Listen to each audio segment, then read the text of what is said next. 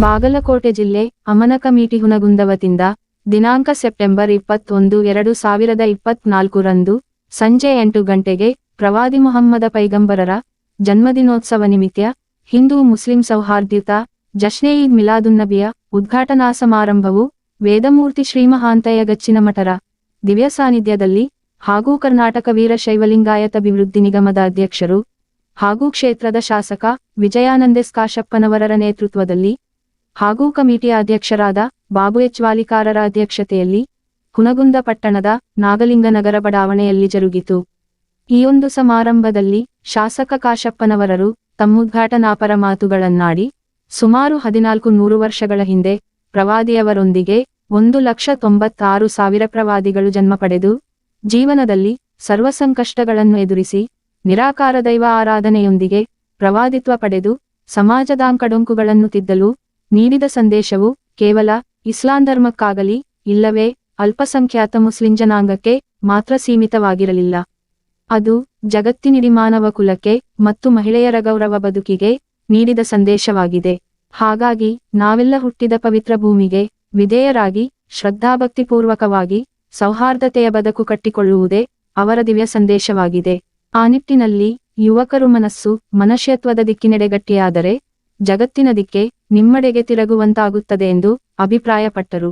ನಂತರ ಈ ಸೌಹಾರ್ದತೆಯ ಕಾರ್ಯಕ್ರಮ ಏರ್ಪಡಿಸಿದ್ದಕ್ಕೆ ಹರ್ಷ ವ್ಯಕ್ತಪಡಿಸುತ್ತಾ ಜಾತಿಗಳ ಮಧ್ಯೆ ವಿಷಬೀಜ ಬಿತ್ತುವ ದುಷ್ಟ ಶಕ್ತಿಗಳಿಗೆ ಧಿಕ್ಕಾರವಿದೆ ಎಂದರು.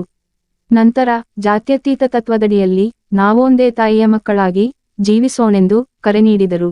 ನಂತರ ಶಾಸಕ ಕಾಶಪ್ಪನವರರು ಹೆಸರು ಪ್ರಸ್ತಾಪಿಸದೆ ಪರೋಕ್ಷವಾಗಿ ವಿಜಯಪುರ ಶಾಸಕ ಬಸನಗೌಡ ಪಾಟೀಲ ಯತ್ನಾಳರು ಹಜರತ್ ಟಿಪ್ಪು ಸುಲ್ತಾನ ತಾಯಿರ ಬಗ್ಗೆ ವ್ಯಭಿಚಾರದ ನಿಂದನೀಯ ಮತ್ತು ಕೋಮು ಸಾಮರಸ್ಯ ಕದಡುವ ವಿವಾದಾತ್ಮಕ ಹೇಳಿಕೆಯನ್ನು ಉಲ್ಲೇಖಿಸಿ ವಾಕ್ಪ್ರಹಾರ ನಡೆಸಿದವರು ಬಾಯಿಗೆ ಬಂದಂತೆ ಬೊಗಳುವುದು ಬಿಜೆಪಿ ಸಂಸ್ಕೃತಿಯಂತಹದ್ದನ್ನು ಎತ್ತಿ ತೋರಿಸುತ್ತದೆ ಎಂದು ಹರಿಹಾಯ್ದರು.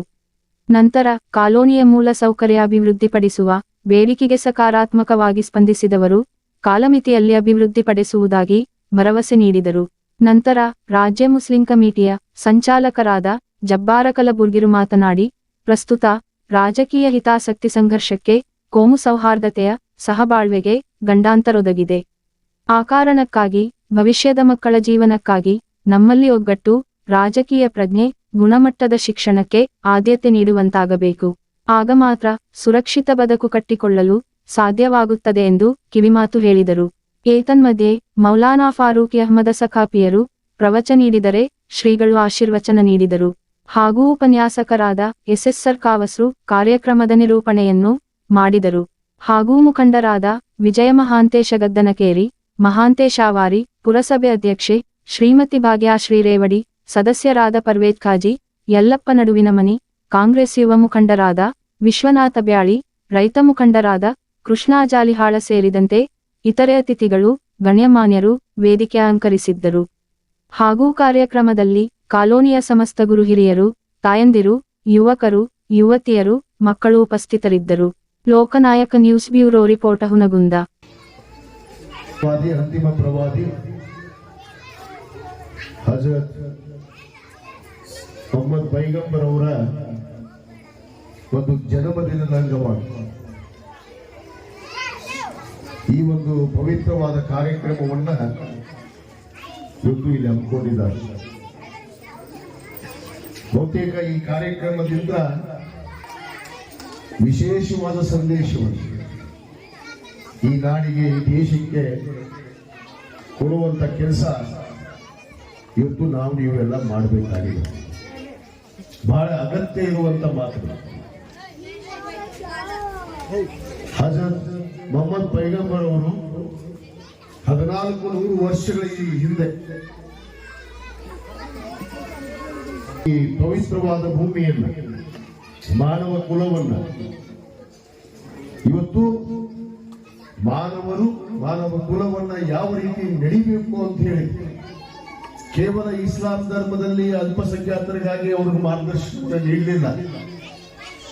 ಪ್ರತಿ ಒಂದು ಧರ್ಮದ ಮಾನವ ಕುಲದ ಎಲ್ಲ ಮಾನವರಿಗೂ ಕೂಡ ಒಂದು ಸಂದೇಶವನ್ನ ಕೊಟ್ಟಂತ ಯಾರಾದ್ರೂ ಒಬ್ರು ಪ್ರವಾದಿಗಳಿದ್ರೆ ಅದು ಹಜರತ್ ಮೊಹಮ್ಮದ್ ಪೈಗಂಬರ್ ಅವರನ್ನು ಮಾತನ್ನ ನಾವು ಇವತ್ತು ಬಹಳ ಗಟ್ಟಿದರಿಂದ ನಾವು ಅರ್ಥ ಮಾಡ್ಕೋಬೇಕು.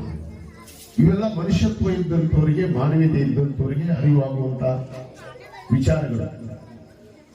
ನೀನು ಹೊಡೆತುಂಬ ಮಲಗಿದ ಮಣಿ ಮಗ್ಗನವರು ಉಪವಾಸ ಮಲಗ್ತಾ ಇದ್ದಾರೆ, ಅದರರ್ಥ ನೀನು ತಿನ್ನೋದ್ರಲ್ಲೇ ಸ್ವಲ್ಪ ಹಂಚಿ ಆ ಮನೆಯ ಪಕ್ಕದವರಿಗೆ ಅರ್ಧ ಕೊಟ್ಟು ತಿಂದ್ರೆ ನೀನು ನಿಜವಾದ ಮನುಷ್ಯ ಆಗ್ತೀನಿ ಅಂತೇಳಿ ಈ ದೇಶಕ್ಕೆ ಸಂದೇಶವನ್ನು ಕೊಟ್ಟಂತವರು ಸಂದೇಶವನ್ನು ಕೊಟ್ಟಿದ್ದಾರೆ. ದಿವ್ಯ ಪುರಾಣದಲ್ಲಿ ಯುವಕರಿಗೆ ಕೂಡ ಒಂದು ಸಂದೇಶವನ್ನು ಕೊಟ್ಟಿದ್ದಾರೆ.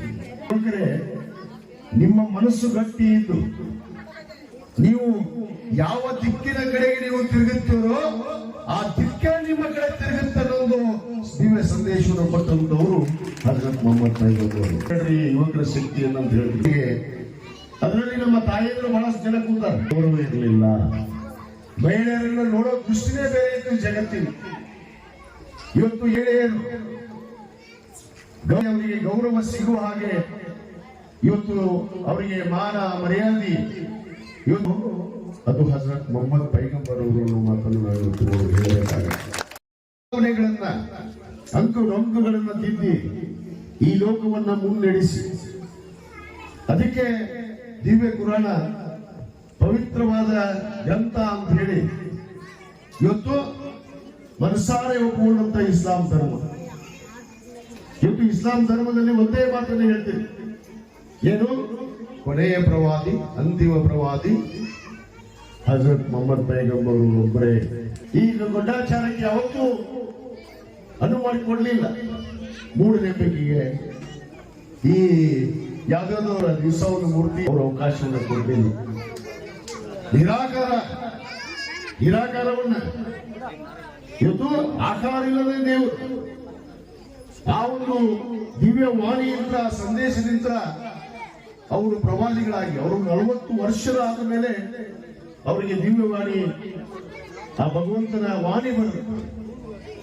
ಅವಾಗಿಂದ ಅವರು ಈ ಲೋಕದ ಅಂಗುಡೊಂಕುಗಳನ್ನ ತಿದ್ದಿ ಈ ಮಾನವ ಕುಲವನ್ನ ಇವತ್ತು ಉದ್ಧಾರಗೊಳಿಸಿದಂಥವರು ಹಜರತ್ ಮೊಹಮ್ಮದ್ ಪೈಗಂಬರ್ ಅವರನ್ನು ಮಾತನ್ನು ನಾವೆಲ್ಲರೂ ಒಪ್ಕೊಳ್ಬೇಕು. ಕೂಡ ಇದ್ದೀರಿ.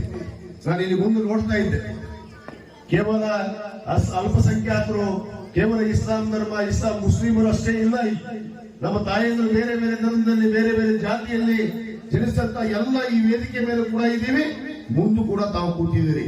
ಇದು ನಿಜವಾದ ಸೌಹಾರ್ದತೆ. ಇದು ನಮ್ಮ ಮೊಹಮ್ಮದ್ ಪೈಗಂಬರ್ ಅವರಿಗೆ ಮನಸ್ಸಿರುವಂತ ವ್ಯವಸ್ಥೆ. ಇವತ್ತು ಎಲ್ಲಿ ಕಾಣ್ತೀವಿ ಅಂದ್ರೆ ನಮ್ಮ ಹುರುಗೂರು ನಗರದಲ್ಲಿ ಕಾಣ್ತೀವಿ, ಹುರುಗೂರು ತಾಲೂಕಲ್ಲಿ ಕಾಣ್ತೀವಿ, ಅದು ನಾಗರಿಕ ನಗರದಲ್ಲಿ ಇವತ್ತು ನೀವು ಇಷ್ಟೊಂದು ಸೌಹಾರ್ದ ರೀತಿಯಿಂದ ಇರೋದನ್ನು ನೋಡಿದ್ರೆ ಇದಕ್ಕೆ ನಿಜವಾಗಲೂ ನಾವು ಭಾರತೀಯರು ಅಂತ ಹೇಳಿ ಹೆಮ್ಮೆಯಿಂದ ಎದೆ ಕಟ್ಟಿಕೊಂಡು ಹೇಳೋದಕ್ಕೆ ನನಗೂ ಕೂಡ ಹೆಮ್ಮೆ ಆಗುತ್ತೆ ಅನ್ನೋ ಒಂದು ಮಾತನ್ನು ಹೇಳಕ್ಕೆ.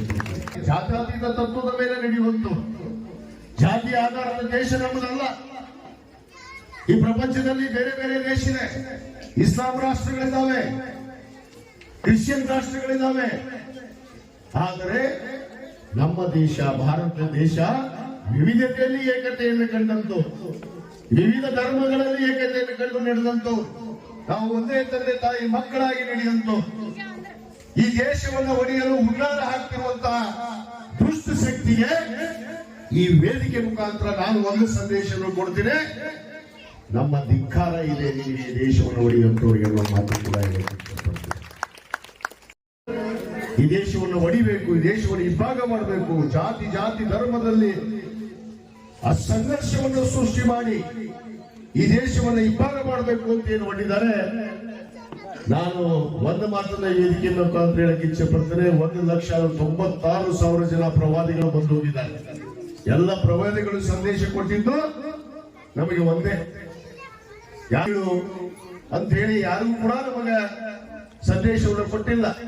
1,96,000 ಜನ ಪ್ರವಾದಿಗಳು ಕೂಡ ನಮಗೆ ಹೇಳಿದ್ದು ಒಂದೇ, ಎಲ್ಲರೂ ಭಾರತೀಯರು ಒಂದೇ ತಂದೆ ತಾಯಿ ಮಕ್ಕಳಾಗಿ ಜೀವನವನ್ನ ಮಾಡ್ರಿ ಅಂತ ಹೇಳಿ ನಾವೆಲ್ಲರೂ ಒಂದಾಗಿ ಈ ಭಾರತ ದೇಶವನ್ನು ಕಟ್ತೇವೆ.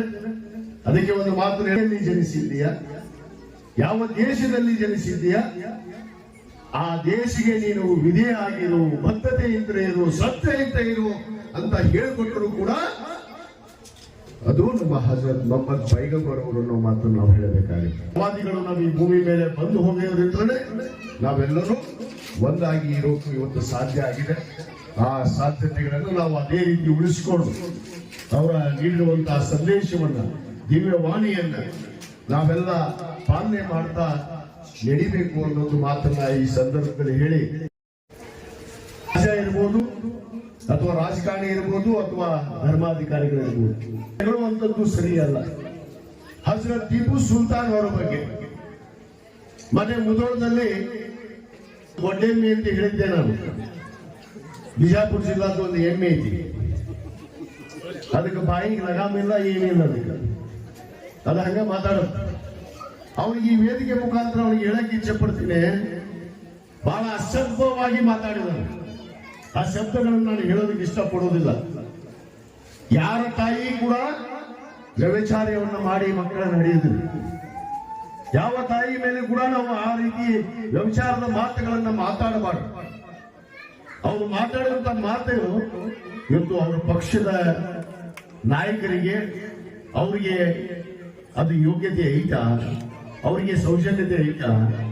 ಒಬ್ಬ ತಾಯಿ ಬಗ್ಗೆ, ಒಬ್ಬ ಧೀರ ಶೂರ ಬ್ರಿಟಿಷ್ ವಿರುದ್ಧ ಹೋರಾಟವನ್ನು ಮಾಡಿ ನಮ್ಮ ದೇಶದ ಸ್ವಾತಂತ್ರ್ಯಕ್ಕಾಗಿ 2 ಮಕ್ಕಳನ್ನ ಒತ್ತಿ ಇಟ್ಟಂತ ಶೂರ ಧೀರ ಇರೋದ್ರಿಂದ ಹಜರತ್ ಟಿಪ್ಪು ಸುಲ್ತಾನ್ ಅವರನ್ನು ಮಾತ್ರ ಇವತ್ತು ಕೈ ಎತ್ತಿ ಹೇಳಬೇಕಾಗುತ್ತೆ.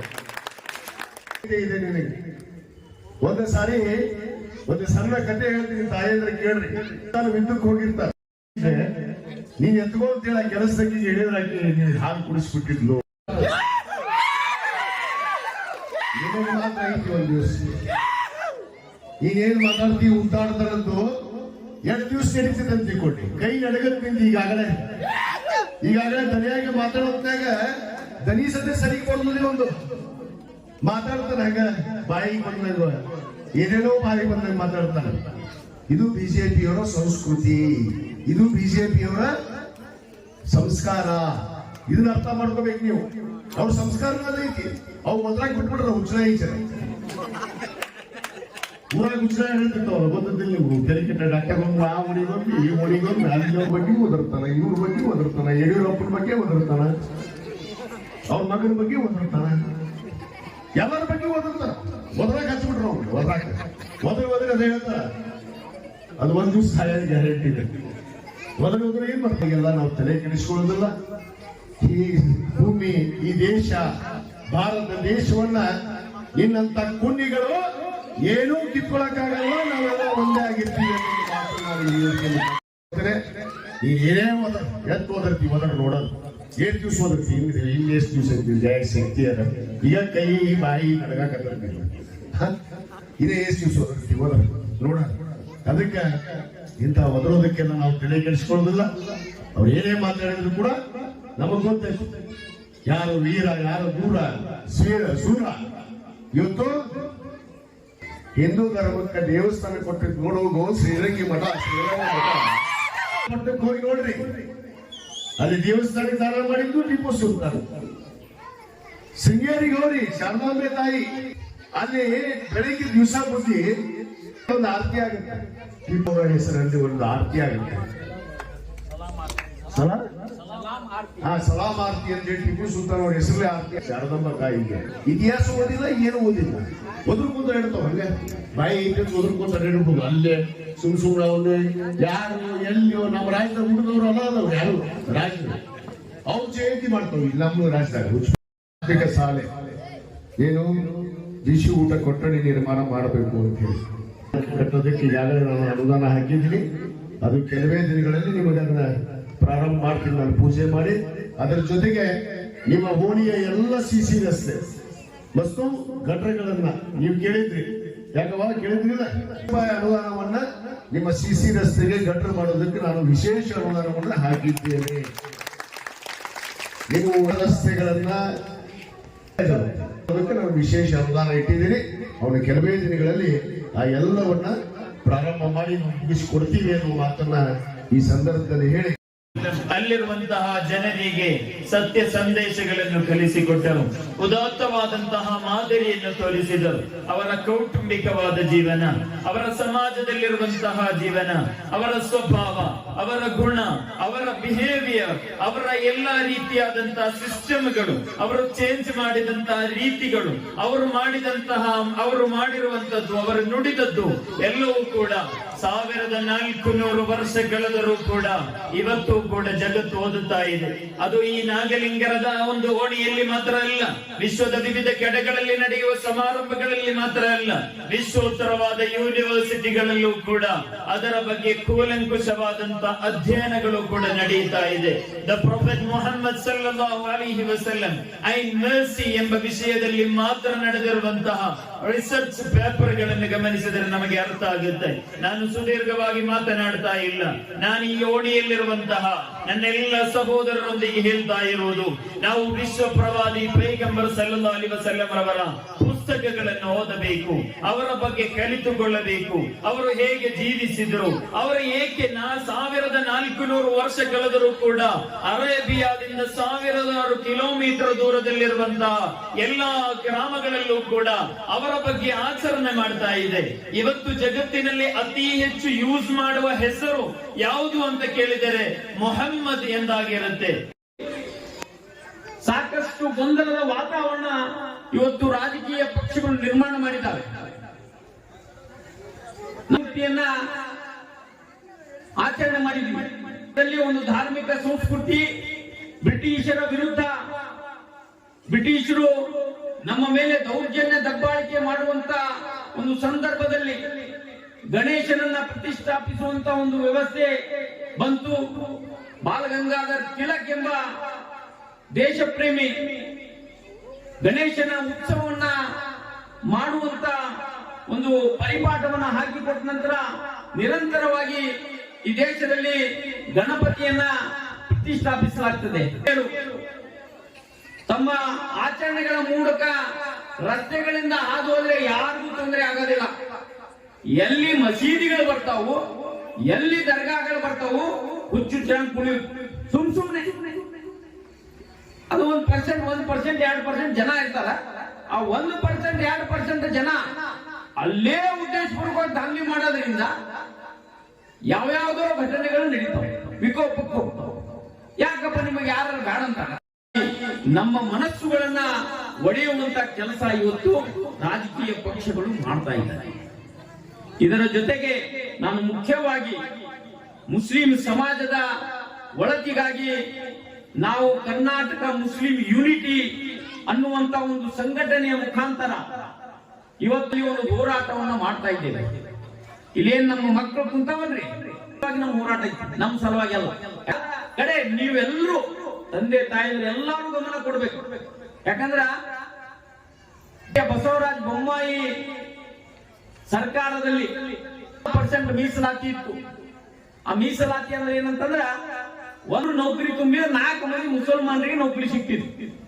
ಒಂದು 100 ಅಂಗನವಾಡಿ ಟೀಚರ್ ತುಂಬಿದ್ರೆ 4 ಮಂದಿ ಟೀಚರ್ ಆಗ್ತಿದ್ರು. 4 ಮಂದಿ ಒಂದು ನೌಕರಿಯಲ್ಲಿ ನಮಗೆ 4% ಮೀಸಲಾತಿ ಸಿಕ್ತಿತ್ತು. ಇವತ್ತು ಮಗ ಇಂಜಿನಿಯರ್ ಓದ್ತಂದ್ರೆ 4% ಕೋಟಾದಾಗ ಹೋಗ್ಬಿಡ್ತಿದ್ದ. 2BJP ಸರ್ಕಾರ ರದ್ದು ಮಾಡ್ತು. ಇಳಿಬೇಕಾಗಿ ನಮ್ಮ ಮನ್ಯಾಗ ಹೋಗಿ ಬಿರಿಯಾನಿ ತಿನ್ನೋದು ಮಕ್ಕಳು, ಏನೇನು ಗೊತ್ತಿಲ್ಲ. ಹೋದವರೆಲ್ಲ ಗೌತಮ ಬುದ್ಧರಾಗುವರೇನಯ್ಯ, ಅಖಂಡ ಸನ್ಯಾಸತ್ವ ಸ್ವೀಕರಿಸಿದವರೆಲ್ಲ ಆದಿ ಜಗದ್ಗುರು ಶಂಕರಾಚಾರ್ಯರಂತೆ ಆಗುವರೇನಯ್ಯ. ಉಪನಯನ ನಿರಾಕರಿಸಿದವರೆಲ್ಲ ವಿಶ್ವಜ್ಯೋತಿ ಜಗಜ್ಯೋತಿ ಬಸವೇಶ್ವರರಂತೆ ಆಗುವರೇನಯ್ಯ. ಉಡುಪಿಯ ಶ್ರೀಕೃಷ್ಣನನ್ನ ಸಾಕ್ಷೀಕರಿಸಿದಂತ ಭಕ್ತ ಕನಕದಾಸರಂತೆ ಮತ್ತಾರು ಉಡುಪಿಯ ಶ್ರೀಕೃಷ್ಣನನ್ನ ಸಾಕ್ಷೀಕರಿಸುವರಯ್ಯ. ಸಾಕ್ಷಾತ್ ಕೈಲಾಸದ ಪಾರ್ವತಿಯಿಂದ ಈ ಧರೆಗೆ ಗಂಗೆಯನ್ನು ಬರಿಸಿದಂತಹ ಇವನಂತೆ ಮತ್ತಾರು ಆಗುವರಯ್ಯ. ಈ ಒಂದು ಕಾರ್ಯಕ್ರಮದ ಸಂತರು ಶ್ರೇಷ್ಠರು ಮಹಂತರು ಆಗಿ ತಮ್ಮ ತಮ್ಮ ಒಂದು ಉದ್ದೇಶಗಳಿಂದ ಸದುದ್ದೇಶಗಳಿಂದ ಈ ಜಗತ್ತಿನ ಮಾನವ ಕುಲವನ್ನು ಉದ್ಧರಿಸಿ ಹೋಗ್ಯಾರ.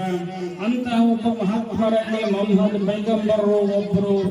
ಈ ಜಗತ್ತಿನ ಒಂದು 100 ಮಂದಿ ದಾರ್ಶನಿಕರಲ್ಲಿ ಪ್ರಥಮವಾಗಿ ನಿಲ್ತಕ್ಕಂಥವ್ರು ಯಾರಾದರೂ ಇದ್ರೆ ಈ ಮೊಹಮ್ಮದ್ ಪೈಗಂಬರ್ ಅನ್ನುವಂಥದ್ದನ್ನು ನಾವು ಮೊದಲು ಅರ್ಥ ಮಾಡಿಕೊಳ್ಳಬೇಕಾಗಿದೆ. ಮಾನವ ಕುಲದ ಸಂಬಂಧವನ್ನ, ದೇವಾದಿ ದೇವನ ಸಂಬಂಧವನ್ನ, ಏಕೋ ದೇವ ಉಪಾಸನೆಯಲ್ಲಿ ಶಾಂತಿ ಸಮಾಧಾನ ನೆಮ್ಮದಿಯ ಮೂಲಕ ಈ ಜಗತ್ತಿಗೆ ಕೊಟ್ಟಂತ ಮಹಾಮಾನವತಾವಾದಿ ಆದರ್ಶ ಒಬ್ಬ ಪ್ರವಾದಿಗಳಪ್ಪ ಅಂತಂದ್ರೆ ಮೊಹಮ್ಮದ್ ಪೈಗಂಬರರು. ಮೊಹಮ್ಮದ್ ಪೈಗಂಬರರ ಜೀವನ ಇದೀಗ ಸುಂದರವಾಗಿ ಮಾತಾಡಿದಂತ ಗುರುಗಳೇ ಸಾಗಿಸಿದ್ದು ಬಂದಂಥದ್ದು. ಅದು ಬಹಳಷ್ಟು ವೈವಿಧ್ಯಮಯವಾಗಿರ್ತಕ್ಕಂಥ ಅವರ ಜೀವನ ಅನ್ನುವಂತ ಮಾತನ್ನ ಈ ಸಂದರ್ಭದಲ್ಲಿ ಹೇಳ್ತಾ, ಇಡೀ ಜಗತ್ತಿನಲ್ಲಿ ಬಹಳಷ್ಟು ಜನರು ದಾರ್ಶನಿಕರು ಆಗಿ ಹೋಗ್ಯಾರ. ಆದರೆ ದೇವಾದಿ ದೇವನ್ ಅಸ್ಕಲಿತ ದೇವವಾಣಿಯನ್ನ ಆಸ್ವಾದಿಸಿದವರಪ್ಪ ಅಂತಂದ್ರ ಮೊಹಮ್ಮದ್ ಪೈಗಂಬರ್ ಅನ್ನುವಂಥದ್ದನ್ನ ನಾವೆಲ್ಲ ಅರ್ಥ ಮಾಡಿಕೊಂಡು ತಿಳಿದು ನಡೆದರೆ ನಮ್ಮೆಲ್ಲರ ಜೀವನ ಒಂದು ಸುಂದರ ಮತ್ತು ಸಾರ್ಥಕ ಆಗ್ತದೆ. ಮೂರ್ತಿ ಶ್ರೀ ಮಹಾಂತ ಸ್ವಾಮಿಗಳು ಗಚ್ಚಿನ್ಮಠ್ ಹುಣಗೋಲ್ ಇವರಿಗೆ ಅಮನ್ ಕಮಿಟಿಯ ಸದಸ್ಯರಾದಂತಹ ಹುಸೇನ್